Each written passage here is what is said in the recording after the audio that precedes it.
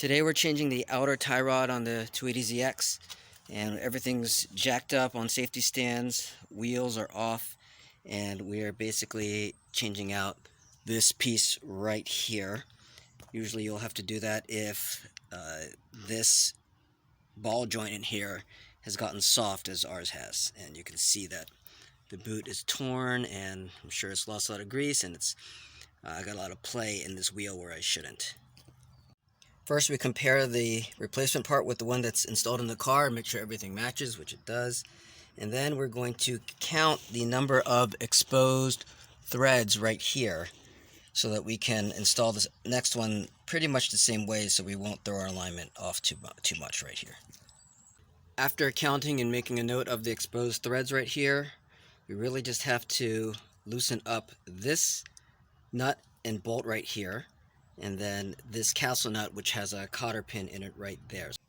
This 12mm bolt does not need to be removed all the way, just loosened, because this is the collar that's tightening down the outer tie rod, and this 19mm castle nut does need to be taken all the way off.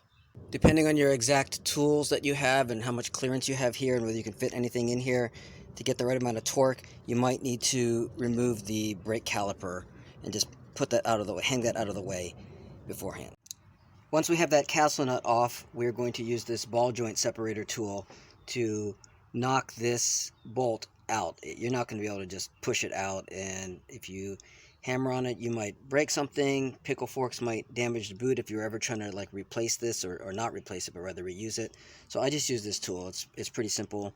Clamp it on like that, and then this gets turned, and then that'll shoot out, and you'll shoot out with a lot of force.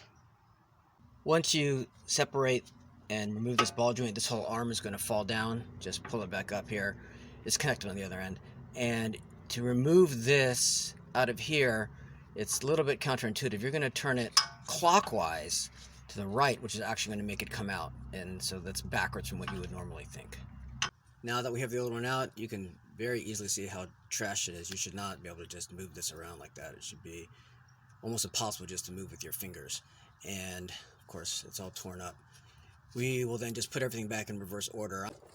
After you have installed your outer tie rod to the proper level of threading, all we're going to do is insert this into its original location right here, put the castle nut on, and put in the cotter pin, and everything will be done.